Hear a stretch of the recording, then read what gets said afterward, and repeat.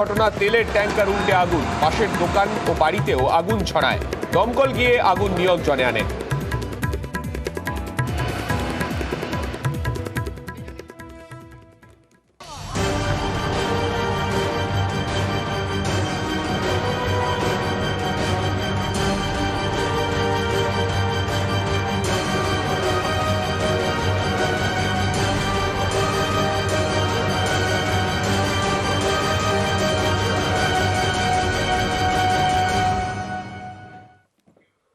নমস্কার, খবর দিনভর নিয়ে আপনাদের সঙ্গে রয়েছে আমি সান্নিক। সন্দেশখালীর দিকে নজর রাখবো। সিরাজের বিরুদ্ধে ভুরি ভুরি অভিযোগ। আজও পুলিশ ক্যাম্পে অভিযোগের লাইন। বেশিরভাগই অভিযোগ সিরাজের বিরুদ্ধে। শাহজাহানের ভাই শেখ সিরাজউদ্দিন, তার নামে অভিযোগ দায়ের করছেন গ্রামবাসীরা। জমি দখলের অভিযোগ এলাকাবাসীর এখনো পর্যন্ত সেই রকমই জানতে পারা যাচ্ছে। বেরমজুর পুলিশ ক্যাম্পে গ্রামবাসীদের অভিযোগ দায়ের। আমাদের সঙ্গে রয়েছেন আমাদের প্রতিনিধি জিয়াউল। জিয়াউলের থেকে জানতে চাইবো, জিয়াউল, এই যে পুলিশ ক্যাম্প যেগুলো ডিজির নির্দেশে আপাতত এখনো পর্যন্ত অ্যাক্টিভ রয়েছে গ্রামের বিভিন্ন জায়গায়, সেই পুলিশ ক্যাম্পগুলো শেষ কয়েকদিন ধরে আমরা দেখেছি অভিযোগ দায়ের হচ্ছে। এখনো পর্যন্ত সেই ভিড়টা কি একই রকম রয়েছে? অর্থাৎ এখনো পর্যন্ত অভিযোগের যে লাইন, সেই লাইনটা শেষ হচ্ছে না কোথাও?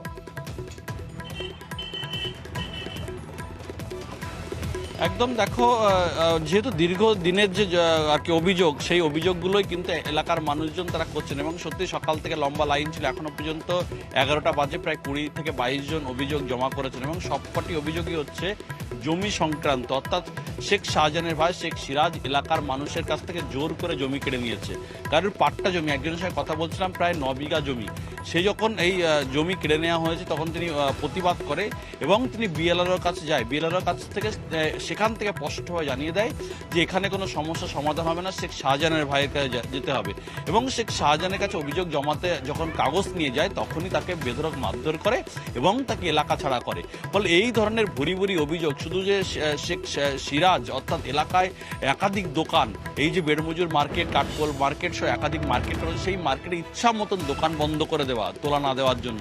সেই দোকান প্রায় 3 বছর, 4 বছর, 5 বছর ধরে বন্ধ রয়েছে। যখনই তারা প্রতিবাদ করেছে বিভিন্ন রকম হেনস্থার শিকার হয়েছে। শুধুমাত্র দোকান নয়, একাধিক এলাকায় কিন্তু এই সে জমি, অর্থাৎ কারো 10 বিঘা, কারো 7 বিঘা, কারো 2 বিঘা, এই ধরনের জমি দিনের পর দিন জবরদখল করে রেখেছে এবং যখনই প্রতিবাদ করেছে তখনই এলাকা ছাড়া করা হচ্ছে, এমনটা অভিযোগ। এবং একজন বলছিলেন যে বিএলআর অফিসেও তারা অভিযোগ করতে গেছিলেন, কিন্তু বিএলআর অফিস থেকে সরাসরি শেখ শাহজাহান ভাইয়ের কাছে বা শেখ সিরাজের কাছে পাঠানো হয়েছে। ফলে তাদের উপরে, প্রশাসনের উপরে কোনো আস্থা ভরসা ছিল না।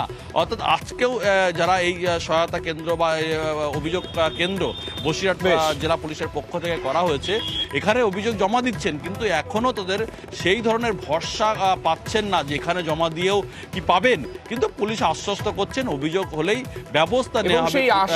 সেই আশ্বস্ত হওয়ার জায়গা হয়তো এক্ষেত্রে কোথাও গিয়ে দেখা যাচ্ছে, কেননা যে পুলিশ ক্যাম্প, তার সামনে সাধারণ মানুষের যে ভিড় রোজ চোখে পড়ছে, তাতে কোথাও গিয়ে সেই আস্থা অন্তত রেখেই মানুষ এখন আপাতত অভিযোগ দায়ের করাতেই বিশ্বাস করছেন, তেমনটাই কিন্তু মনে করা হচ্ছে। যারা অভিযোগকারী তারা কি বলছেন শোনাবো। দীর্ঘ 20 বছর ধরে আমি এখানে ব্যবসা করছি, নিজস্ব জায়গা, দোকান কেনা একসাথে করে। সিরাজ ডাক্তার এই জায়গা আমাদের মানে উঠিয়ে দিয়েছে মার্কেট করবে বলে, মাটি ফেলার সুবিধার্থে বললো পরে দোকান দেবো করে আশ্বাস দিয়ে আজ কয়েক বছর ঘুরেছে, দোকান দিচ্ছে না। তার জোর করে আমাদের দোকানটা বলে ভেঙানো, মাটি ফেলে নি বলে এখনো পর্যন্ত দেয়নি বলে অভিযোগ করে। 8 বিঘা জমি কে দখল করেছে? Serious doctor. কবে দখল করেছে? 3-4 বছর হচ্ছে। হ্যাঁ, 4 বছর হচ্ছে। 4 বছর কাগজ ফেলেই। প্রতিবাদ করেননি? হ্যাঁ, ও বলে আমাদের বর্গা জমি ছিল, বলে তোমাদের মালিকের কাছ থেকে কিনে নিয়ে এসেছে। গ্রহণ করছে, এটা আমাদের একটু আশা আছে হয়তো এবার আমার ফেরত। হ্যাঁ, সেই হিসেবে আশা করে আমি কলকাতা থেকে চলে এসেছি। আমি কলকাতায় চলে গিয়েছিলাম এইসব গঙ্গল থেকে দূরে থাকার জন্য। গত এক সপ্তাহ ধরে আমরা দেখেছি এই বেরমজুরে সাধারণ গ্রামবাসী তাদের বিভিন্ন রকমের অভিযোগ।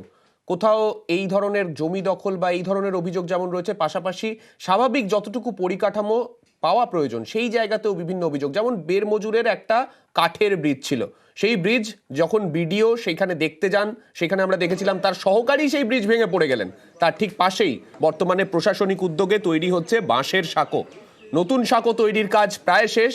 কাঠের সেতু ভেঙে যাওয়ায় অস্থায়ী সাঁকো দিয়েই আপাতত যাতায়াতের ব্যবস্থা করে দেয়া হচ্ছে।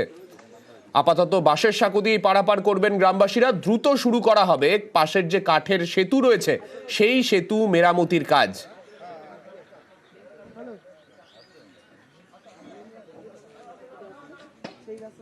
আজকের কাজটা কমপ্লিট হয়ে যাবে, হয়ে গেলে কালকে জনসাধারণ হাঁটতে পারবে বা স্কুলে বাচ্চা কাচ্চা যেতে পারবে, আর কোনো অসুবিধা নেই। বিডিও সাহেব বলে দিয়েছেন যে 1 মাসের মধ্যে ব্রিজটা কমপ্লিট হয়ে যাবে।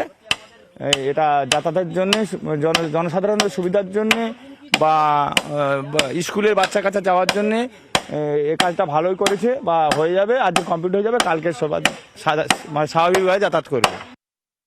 হ্যাঁ, বিডিও সাহেব আশ্বাস দিয়ে গেছেন আমাদের এখানে চলাচলের অবস্থা খুব খারাপ, এই ব্রিজটা তৈরি করে দেবে, এই আশ্বাস আমাদের দিয়ে গেছে। খুশি? হ্যাঁ, আপাতত খুশি, যতক্ষণ না হচ্ছে খুশি না, তবে হলে খুশি হব। কেন এর প্রতিশ্রুতি তো বহু মানুষ বহুদিন দিয়ে গেছে, কোনোদিন এই ব্রিজ হয়নি। আজ 10 বছর 15 বছর যাবত এই ব্রিজ এই অবস্থায় পড়ে আছে।